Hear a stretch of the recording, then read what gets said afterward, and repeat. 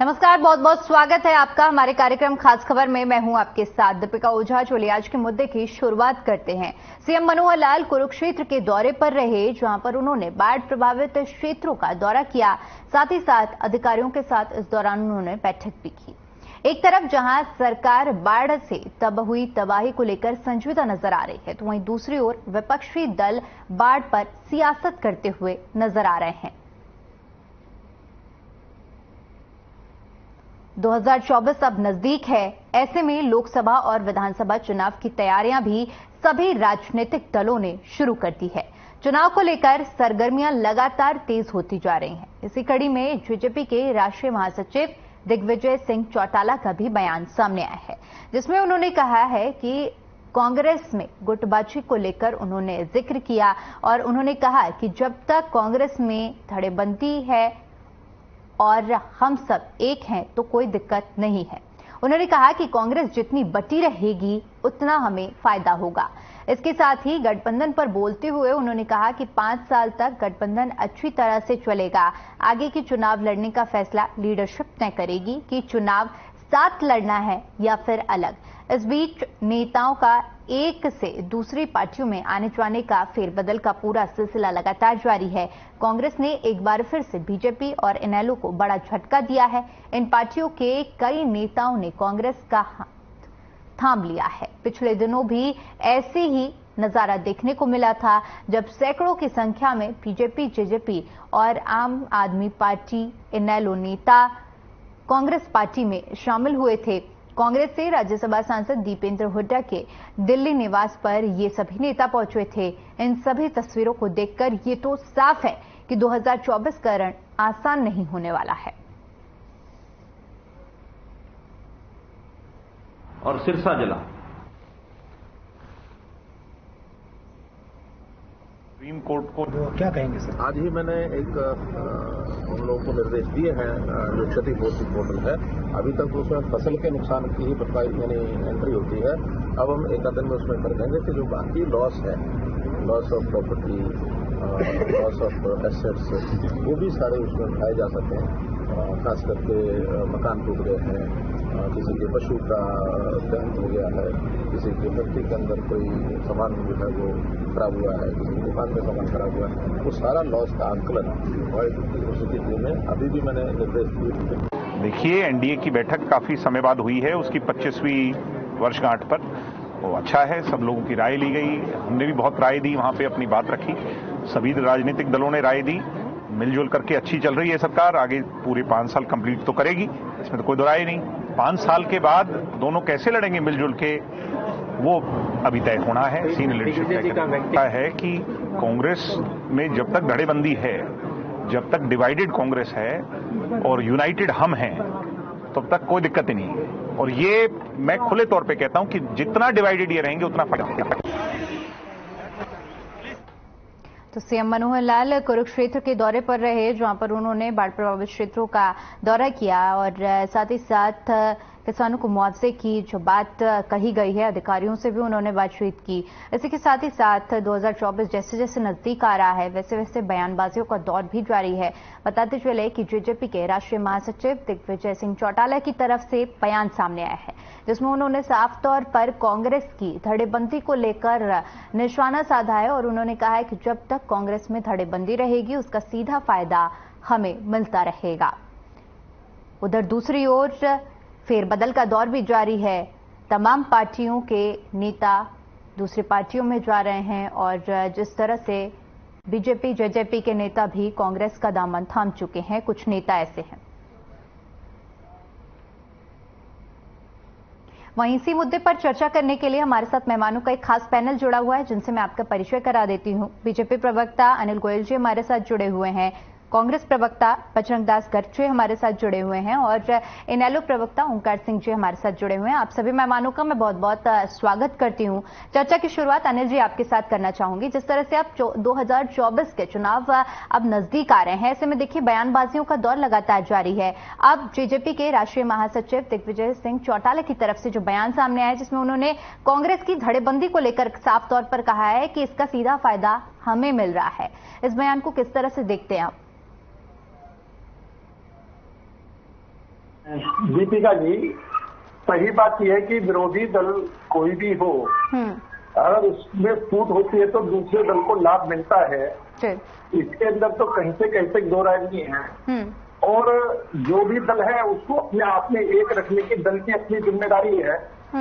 हमारा किसी दल में फूट है नहीं है, झगड़े हैं नहीं है, हम किसी भी दल के आंतरिक मामले में हस्तक्षेप में विश्वास नहीं रखते। हाँ, ये जरूर है, हमें अपने आप को मजबूत करना है, हमें जनता को से जुड़ना है, हमें जनता के बीच में जाना है, हमें जनता के काम करना ही है, हम और अपने संगठन को बढ़ाना है और अपनी सरकार की उपलब्धियों को जनता तक ले जाना, ये हमारा काम है। हम उस काम को बखूबी कर रहे हैं। विपक्ष का जो काम है विपक्ष को कर रहा है, वो अपने हिसाब से करता रहे। जी, ठीक है।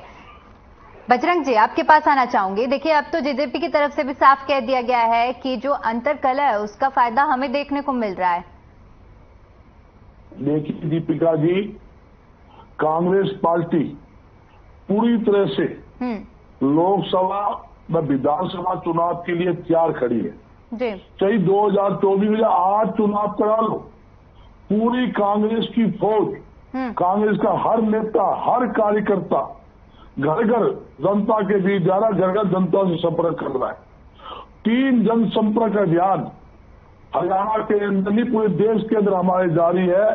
एक हाथ से हाथ जोड़ो कार्यक्रम, दूसरा विपक्ष आपके समक्ष कार्यक्रम, तीसरा जनता द्वारा हमारे जो नेता है जनता घर जाने का जनसंपर्क अभियान, वो हमने जारी रखा है। और आप देख रहे हो कांग्रेस पार्टी ग्राउंड के ऊपर अगर कोई पार्टी दिख रही है तो कांग्रेस पार्टी है। ये तो बीजेपी तो पन्ना प्रमुख पार्टी है, पन्ने रह गए, कोई प्रमुख नहीं रहा। जनता इंतजार कर रही है इनके पन्ने पाड़ने के लिए। मैं बताना चाहता हूं, आज बेतहाशा महंगाई, बेतहाशा बेरोजगारी, बेतहाशा आप देखोगे या क्लाइन ऑर्डर की स्थिति सबसे ज्यादा खराब अगर देश में कहीं है हरियाणा के अंदर है। आपने कुरुक्षेत्र जिले के अंदर मावैन के अंदर एक नाबालिग बच्ची के साथ पुलिस अधिकारी ने कैसे दरिंदी की है। एक मतलब हमारा शर्म का महासिर शर्म से डूब जाता है। मैं पूरा देश देख रहा है ऐसे व्यक्ति के अंदर। ये वो सरकार है बेटी बचाओ बेटी पढ़ाओ का जो नारा देती है। आज थानों के अंदर हमारी बेटियां सुरक्षित नहीं है तो आम जनता कैसे विश्वास करे। इस सरकार ने किया क्या? एक काम तो गिना दे कि सरकार ने 9 साल के अंदर हमने जनता के हित में ये काम किया, ये काम कर दिया। बेतहाशा महंगाई बढ़ा दी, गरीब व्यक्ति 2 वक्त की रोटी दाल सब्जी के साथ खा नहीं सकता, ये स्थिति है। जहां ग्राउंड की बात है, इन्होंने जन समाज कार्यक्रम मुख्यमंत्री ने किया हुआ है। जन समाज कार्यक्रम में क्या हुआ, महेंद्रगढ़ जिले के अंदर मुख्यमंत्री जी गए, गांव वालों ने नजरबंद कर दिया, 6 घंटे मकान के अंदर रोका रखा, बाहर निकलने नहीं दिया। पूरे हरियाणा की फोर्स लगाने के बाद मुख्यमंत्री को उस घर से बाहर निकाला गया। 3 दिन संस्था के अंदर जन समाज कार्यक्रम किया गया। एक महिला सरपंच उसी गांव की खड़ी होती है बात रखने के लिए, मुख्यमंत्री के बैठ गया।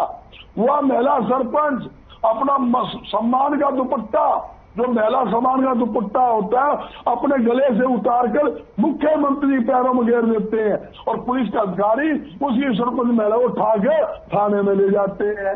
और एक महिला माता जी वो रो रही थी, वो क्या कहती थी, मेरा 25 साल का जवान का बेटा नशे के कारण मर गया। ठीक है, लौटूंगी बजरंग जी, आपके पास लौटूंगी। ओंकार जी, आपके पास आना चाहूंगी। ठीक है बजरंग जी, लौटूंगी, पूरा समय आपको भी दिया जाएगा, दूसरों को बोलने का मौका दीजिए। ओंकार जी, आपके पास आना चाहूंगी। ओंकार जी, जिस तरह से आप देखिए 2024 के चुनाव नजदीक हैं, आपने बयान सुना होगा, इससे पहले अभी हमने सुनाया है, कांग्रेस की जो अंतरकलह है उसका फायदा बीजेपी को मिल रहा है। आप किस तरह से देख रहे हैं इस कलह को और 24 के चुनाव को? देखिए दीपिका जी, कांग्रेस में फूट तो है, कोई माने या ना माने, लेकिन आज इस प्रदेश के जो हालात हैं, महंगाई, बेरोजगारी, भ्रष्टाचार, परिवार पहचान पत्र, अपराध, प्रॉपर्टी आदि, पता नहीं कितनी तरह की समस्याएं पैदा कर दी गई। उसका अगर कोई जिम्मेवार है तो जननायक जनता पार्टी है, जेजेपी है, जन जन जानता है हरियाणा का। अगर ये जननायक जनता पार्टी बीजेपी को ऑक्सीजन ना देती तो आज बीजेपी सत्ता में ना होती। इसी में भी ऑक्सीजन इसने वोट मांगे थे बीजेपी के विरोध में जननायक जनता पार्टी ने। आज मुख्य अपराधी अगर जनता मानती है आज की स्थिति का, तो बीजेपी को मानती है। इन्होंने क्या बोला था, ब्याह खट्टर का फोटो मोदी की, इन्होंने बोला था यमुना पार पहुंचाएंगे, ना जाने क्या क्या कहा था इन्होंने। बीजेपी को कोस के बीजेपी के विरोध की वोट ली थी जनता ने। इनको बीजेपी की गोदी में बैठने का मैंडेट नहीं दिया था, लेकिन ये बीजेपी की गोदी में बैठ गए। कांग्रेस की फूट है या नहीं है वो एक अलग इश्यू है। कांग्रेस की फूट का फायदा किसे मिलेगा? लेकिन गठबंधन तो आप भी करते ना। अगर इस तरह की कोई संभावना बन रही होती तो आप मुझे ये बताइए, अगर संभावना बन रही होती तो इनेलो भी बिल्कुल जाती। देखिए, जनता की भावनाओं से खिलवाड़ नहीं होना चाहिए। हम बीजेपी से गठबंधन नहीं करते क्योंकि बीजेपी के विरोध में वोट ली थी उन्होंने।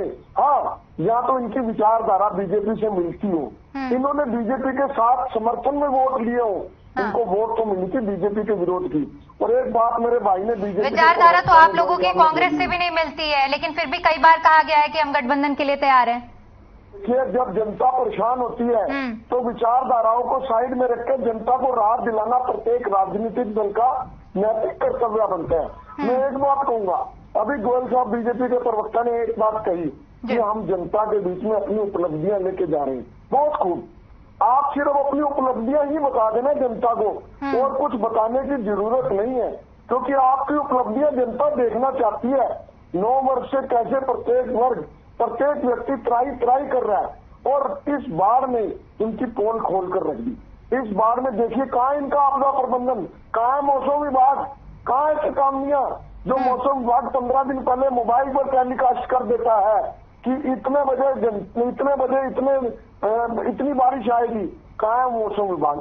अगर ये बाढ़ आने से मात्र 8-10 घंटे पहले इसकी घोषणा कर देते तो जिन लोगों का बाढ़ में सामान तबाह हुआ है, जो बर्बाद हुए हैं, जो मृत्यु हुई है, वो बच सकती थी। लेकिन अफसोस ये सरकार बिल्कुल ही विद्या विहीन सरकार आ गई है, जनता के किसी काम की नहीं। ठीक है ओंकार जी, लौटूंगी आपके पास। अनिल जी, आपके पास आना चाहूंगी। देखिए, जिस तरह से बाढ़ की जो स्थिति पैदा हुई है उसको लेकर तमाम तरह के डिबेट भी किए हैं, मैंने भी किए हैं, और जिस तरह से हर बार आरोप लगाया जाता है कि सरकार ने प्रबंधन समय रहते नहीं किया। अगर समय रहते किया होता तो लोगों को इतनी दिक्कत परेशानी ना होती। क्या आप इस आरोप पर क्या कुछ कहना चाहेंगे? इसके साथ ही साथ ये समझना चाहूंगी कि 2024 के चुनाव में इसका असर कितना देखने को मिल सकता है? दीपिका जी, सही मायनों में बाढ़ पूरे हिंदुस्तान क्या पूरे विश्व में आई। बाढ़ से पूरा हिंदुस्तान ही नहीं, पूरा विश्व भी त्राई कर रहा है जी। बाढ़ से देश की राजधानी रोज डूब रही है, रोज लोगों की मौत हो रही है। लेकिन ये प्राकृतिक आपदा है, और इस प्राकृतिक आपदाओं पर हम दोषारोपण करना शुरू करेंगे तो हम कहेंगे कि दिल्ली के अंदर केजरीवाल सरकार नाकामयाब है, पंजाब में केजरीवाल सरकार नाकामयाब है, राजस्थान में कांग्रेस सरकार नाकामयाब है। लेकिन ये बाढ़ जैसी विवक्षताओं पर राजनीति करना और बाढ़ जैसी बातों पर हम एक दूसरे पर आरोप प्रत्यारोप करना बजाय समस्या का समाधान करने का, तो ये कहीं से कहीं तक न्यायोचित नहीं। और बाढ़ के विषय में भी जितना सरकार, हमारी केंद्र सरकार ने काम करना था, जितना राज्य सरकारों ने काम करना था, सबने बढ़ चढ़ के काम किया। दूसरी बात, अभी कांग्रेस के भाई मेरे बोल रहे थे, मैं सब एक बात ये पूछना चाहता हूँ कि ये लोकसभा चुनाव के अंदर, विधानसभा चुनाव के अंदर क्या हरियाणा में सभी सीटों पर कांग्रेस लड़ेगी? ये स्पष्ट कर दे। किसके साथ गठबंधन होगा, किसके स्पष्ट कर दे कि निश्चित तौर पर एक तरफ लोकतंत्र बचाने की बात करते हैं, एक तरफ जहां जो पार्टी मतपेट कर लूटती है, बमबाजी करवाती है, उसके साथ समझौता करते हैं। एक तरफ जो पार्टी को चोर कहती है, जो पार्टी को पारिवारिक पार्टी कहती है, जो पार्टी को भ्रष्टाचारी कहती है, उस पार्टी के साथ ही गठबंधन करते हैं। तो अभी जो इनका जो बिखराव है, कांग्रेस की कब में भी बिखराव है। कांग्रेस के ने जो एक गठबंधन बनाया है, इसको जिस गठबंधन को इन्होंने I.N.D.I. नाम दिया है, यानी जिन्होंने ये नाम दिया है तो वो अपने आप में ही टुकड़े टुकड़े गैंग मिल करके और देश को गुमराह करने की कोशिश कर रहे हैं। देश की समस्याओं को दूर करने की जगह, प्रदेश की समस्याओं पर समाधान करने की जगह जो राजनीतिक रोटियां सेक रहे हैं, और राजनीतिक रोटियां सेक करके ये चाहते हैं जनता इन्हें वोट देगी। जनता चाहती है कि मेरे हित की बात करो, मेरे प्रदेश के हित की बात करो, हमें क्या क्या सुविधाएं मिल सकती है उनकी बात करो, हमारी जो समस्याएं हैं उनकी बात करो। ये उन समस्याओं पर ध्यान नहीं है इनका। आज जो है हमें मजबूत विपक्ष की आवश्यकता है, मजबूत विपक्ष की आवश्यकता नहीं है। ये जो गठबंधन है मजबूरी का हुआ गठबंधन है, और ये विपक्ष जो मजबूरी के अंदर इकट्ठा होकर के एक ड्रामा टाइप कर रहा है कि जिससे कि एक मैसेज दे हम सब मिलकर के एक हैं। तो मेरा तो बड़ा स्पष्ट कहना है, कांग्रेस के मेरे भाई बैठे हुए हैं कि भाई अपना घर संभाल लो, अपने आप को मजबूत करो, अपनी नीतियों को लेकर के जनता के बीच में जाओ और जनता जो भी फैसला करेगी। हमने अपनी बात कहनी है, तुमने अपनी बात कहनी है, फैसला जनता नहीं करना है। जनता हमें चार के द्वारा सत्ता देगी, और अगर जनता हमारी बातों से सहमत होगी तो तुम्हें बताएगी, इसमें परेशान नहीं सकता है। लेकिन निश्चित तौर पर हमारी पार्टी का एक एक कार्यकर्ता पूरी तरीके से तैयार है। जो पन्ना प्रमुख का पन्ना के फाड़ने की बात ये कह रहे हैं, तो भाई इनको यही नहीं पता पन्ना प्रमुख किसे कहते हैं, इन्हें यही नहीं पता पन्ना प्रमुख की क्या भूमिका होती है। इन्हें पन्ना प्रमुख ने बनाए होते तो पन्ना प्रमुख की बात करें। हमारे पार्टी का एक एक कार्यकर्ता एक एक मोहल्ले एक एक गली में हमने निश्चित तौर पर घर तक बांटोगे किसने किसके घर में कैसे कैसे लोगों को वोट तक ले जाना है, उनकी वोट पड़ानी है, भाजपा की जरूरत बात करनी है। तो हमारी पूरी तैयारी है। ये कह रहे चुनाव करवा लो, हम भी कह रहे बिल्कुल चुनाव का काम चुनाव आयोग का है, वो चुनाव कराएगा और भारतीय जनता पार्टी 24 घंटे चुनाव के लिए तैयार। ठीक है बजरंग जी, अब देखिए आपसे मेरा ये सवाल रहेगा, आप दूसरे पार्टियों के गठबंधन पर सवाल कर रहे हैं। अब जिस पार्टी का जन्म ही कांग्रेस पर आरोपों के साथ हुआ था, आम आदमी पार्टी की बात कर रही हूं मैं, तो आपको भी पता है कि किस तरह से आरोप लगाए गए थे। आप उन्हीं के साथ गठबंधन में आ गए और दूसरों के गठबंधन पर लगातार सवाल उठा रहे हैं। इस बात को स्पष्ट करिए कि हरियाणा में जो चुनाव होने वाले हैं, क्या कांग्रेस पार्टी गठबंधन में जाएगी या अकेले चुनाव लड़ेगी? देखिए दीपिका जी, ना तो मैंने किसी गठबंधन पर किसी का इतराज खाया है, ना मैंने विरोध किया जी। गोयल साहब बहुत सीनियर भारतीय जनता पार्टी के प्रवक्ता है, हमारे बड़े भाई है और बड़ा अच्छा पक्ष सरकार का रखते हैं, इसमें कोई दो राय। मगर मैं बताना चाहता हूं, जिस प्रकार इन्होंने अपनी बात रखी है, बताया अभी ये भाई हमारा तो पब्लिक के अंदर जाने की बात है या सरकार बनाने की बात है, या हरियाणा के अंदर कांग्रेस पार्टी का मामला बताया है। हरियाणा के अंदर कांग्रेस पार्टी इतनी मजबूत है, भारतीय जनता पार्टी 2 का भी आंकड़ा यानी 10 का आंकड़ा भी पार नहीं कर पाएगी, ऐसी स्थिति के अंदर है। ये कहते हैं इनके जो नेता लोग हैं, विधायक है, MP, आज ऐसी स्थिति है कि गांवों में जान लोगे नहीं। जब बाढ़ की स्थिति है, आप इन्होंने ना नदियां साफ करवाई, ने नाले साफ करवाए, यहाँ तक कि शहरों के अंदर थोड़ी सी बारिश आई। अच्छा, बीजेपी की आप भविष्यवाणी कर रहे हैं तो एक बार कांग्रेस की भी और इनेलो की भी भविष्यवाणी कर दीजिए कि मैं वो भी आऊंगा, वो बात जो नहीं, सीटों का जो आप आंकड़ा बता रहे हैं जी, वो भी बता रहा हूँ मैं। प्लीज एक सेकंड, जो बात रखी थी ना, जो बरसात की बाढ़ की, मैं चाहता हूँ शहर में जो बारिश आई, इन्होंने सीवेज लाइन की कोई सफाई तक नहीं करवाई, नाले खुलवाए तक नहीं, शहरों के घरों के अंदर पानी भर गए, दुकानों में पानी भर गया, करोड़ों अरबों नुकसान। अरे वहां तो बाढ़ नहीं आई थी, बिहानी में बाढ़ तो नहीं आई, गुड़गांव में बाढ़ तो नहीं आई, ओल्ड पंचकुला डूब गया, राजवीर चौक डूब गया, 20 अंडरपास गुड़गांव के सारे डूब गए। क्यों डूब गया? वो तो इंटरनेशनल मार्केट है, इंटरनेशनल बाजार है, वो हम गुड़गांव की व्यवस्था ही नहीं कर पाए।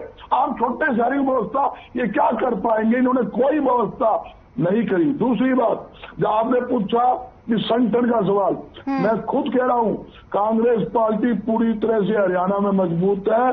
अपने दम के ऊपर 70 से ज्यादा सीट लेकर हरियाणा में सरकार बनाएगी और भारतीय जनता पार्टी का टुकड़ा साफ होना तय है।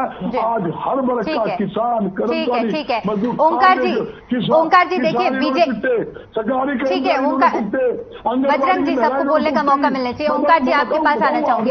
कोई असमर्थ है, सारे यहाँ धरने चल रहे हैं। ओंकार जी देखिए, भारतीय जनता पार्टी अपनी जीत के लिए आश्वस्त है, कांग्रेस को बजरंग जी सबको बात रखने का मौका मिलना चाहिए। सरकार धर्मों की सरकार है। बजरंग जी ऐसे ठीक नहीं रहेगा, सबको अपनी बात रखने का मौका देने दीजिए। ओंकार जी आपके पास आना चाहूंगी। जिस तरह से देखिए, भारतीय जनता पार्टी अपने लिए आश्वस्त है, कांग्रेस अपनी पार्टी के लिए आश्वस्त है। मैं आपसे समझना चाहूंगी कि इनेलो क्या खुद अकेले चुनाव लड़ने के लिए कितनी आश्वस्त है? जनता सर्वोपरि होती है, किसी प्रवक्ता से कहने से कोई रिजल्ट नहीं आ जाती है। और पर लोकतंत्र में वही पार्टी कामयाब होती है जो जनता के बीच में जाती है। 24 फरवरी 2023 से जब से नूह के सिंगार गांव से चौधरी अभय सिंह चौटाला जी ने अपनी परिवर्तन पद यात्रा चालू की है, आज उस यात्रा का 144वां दिन है। दीपिका जी 144वां दिन, तकरीबन 3000 किलोमीटर पैदल यात्रा हो चुकी है।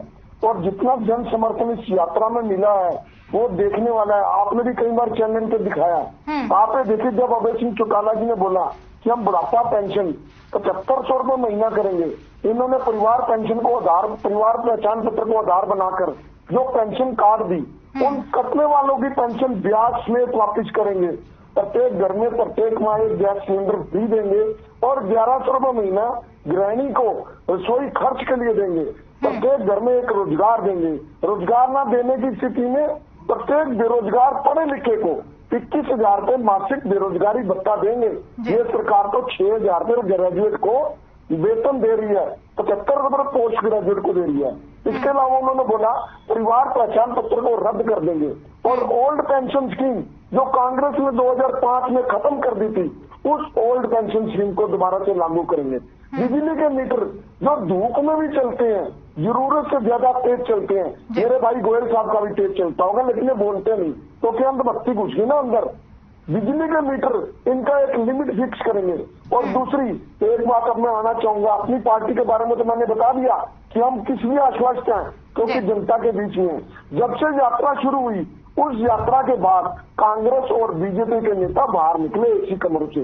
उससे पहले कहाँ है आप चेक करके देख लीजिए, अपनी अपनी सारी डिबेटें देख लीजिए। अब मैं आना चाहूंगा, आज से पहले एनडीए का नाम सुना था दीपिका जी आपने कभी कि 2014 में सरकार आई थी, कभी उस टाइम इन्होंने एनडीए का नाम लिया था? बस एक ही नाम, मोदी मोदी मोदी, बस बीजेपी बीजेपी बीजेपी। आज एनडीए कहां से आ गई? एनडीए की फुल फॉर्म में N.D.A. क्यों नहीं लगाते? एनडीए क्यों बोलते हैं? और जब विपक्षी दलों ने संगठन बनाया इंडिया, तो ये कह रहे हैं I.N.D.I.A। ये क्या हो गया इनको? इनकी लैंग्वेज थोड़ी सुधरनी चाहिए। इनका तो विपक्षी दलों ने जो अपना संगठन का नाम रखा ना, उस नाम से इनकी आवाज रख गई है। चलिए ठीक है, नाम पर किसी और दिन बहस करेंगे। फाइनल कमेंट चाहूंगी आपसे कि 24 को लेकर कितने आश्वस्त है, जनता का क्या मूड समझ में आ रहा है आपको? बोल भी नहीं सकते, इनकी बोलती तो नाम से ही बंद हो चुकी है। और दूसरी बात, इस बाढ़ में इनकी पोल खोल के रख दी। मैं अपने भाई से पूछना चाहूंगा, आपने अभी तक बाढ़ में क्या जनता की सहायता करी? आम जन की क्या सहायता करी? व्यापारी और उद्योगों की क्या सहायता करी? और क्या मुआवजा दिया? जरा अपनी स्कीम को बता दीजिए, जनता सुनना चाहती है। बाढ़ग्रस्त जनता परेशान है। तो गोयल साहब कृपया हाथ जोड़ के बेनती है। चलिए ठीक है, संक्षेप में आपके जवाब ले लेती हूँ। अनिल जी बहुत ही शॉर्ट में जवाब दीजिए जो ओंकार सिंह जी ने सवाल उठाए हैं। 30 सेकंड का समय आपके पास। मैं बिल्कुल बाढ़ के ऊपर ये बात कह रहे हैं और इनके कांग्रेस के गठबंधन में केजरीवाल शामिल है। देश की राजधानी दिल्ली है और देश की राजधानी दिल्ली बार बार डूब रही है। उसके जिम्मेदार भी अगर ये इनका गठबंधन है तो इस गठबंधन के जिम्मेदार है। ये दिल्ली पर जवाब है, दिल्ली क्यों डूब रही है आप? क्योंकि मैं ये कहता हूँ प्राकृतिक आपदा है और ये प्राकृतिक आपदा में पूरे देश में आपदा आई है। लेकिन आप इसको प्रदेशों में बांटोगे तो आपको दिल्ली के ऊपर भी जवाब देना पड़ेगा कि दिल्ली क्यों डूबी है। वो आपके गठबंधन के आपके हिस्सेदार हैं, आपके साथी है जो आपको गाली दे करके सत्ता में काबिज हुए और आप उनके साथ आ रहे हो। और जहां तक ये इंडिया की बात कर रहे हैं तो मैं ये कहता हूँ, जो इंडिया इन्होंने बनाया है उस इंडिया में जमानत पर लोग बाहर हैं, उस इंडिया के लोग जेल के अंदर बंद हैं, उस इंडिया के लोग भ्रष्टाचार के अंदर बंद है। कौन सी इंडिया की बात कर रहे हैं? तो ये और मैं आई डॉट एंड डॉट जो कह रहा हूँ वो इनके फुल फॉर्म है। इंडिया इनका नाम नहीं है, ये इंडिया कह ही नहीं सकते। ये अपने नाम के साथ आर के साथ डॉट लाएंगे, एच के साथ डॉट लाएंगे, डी के साथ डॉट लगाएंगे, तभी तो ये बनेगा कि इंडिया कहते थे देश को गुमराह करना चाहते हैं, देश की जनता को गुमराह करना चाहते हैं। इंडिया का मतलब भारतवर्ष, और भारत में प्रत्येक नागरिक जो भारत के अंदर रहता है वो उसका हिस्सेदार है। ये एक कुछ लोग इकट्ठे होकर के जो भ्रष्टाचार से लिप्त हैं, जो जमानत पर बाहर हैं, जो जेलों के अंदर बंद हैं। ठीक है। चलिए, समय का अभाव है, इसलिए चर्चा को यहीं समाप्त करना पड़ेगा। आरोप प्रत्यारोप का दौर लगातार जारी रहेगा, लेकिन आप सभी मेहमानों का बहुत बहुत शुक्रिया हमें अपना कीमती समय देने के लिए। तो 24 के चुनाव लगातार नजदीक आते जा रहे हैं और ऐसे में सत्ता अदल बदल का दौर भी जारी है। एक नेता दूसरी पार्टी में जा रहा है तो दूसरे नेता दूसरी पार्टी का दामन थाम रहे हैं, लेकिन आरोप प्रत्यारोपों के बीच देखने वाली बात यह रहेगी कि 2024 में जनता किसके हाथ में सत्ता की कमान थामती है। चलिए, फिलहाल के लिए इस कार्यक्रम में इतना ही। मुझे दीजिए इजाजत। नमस्कार।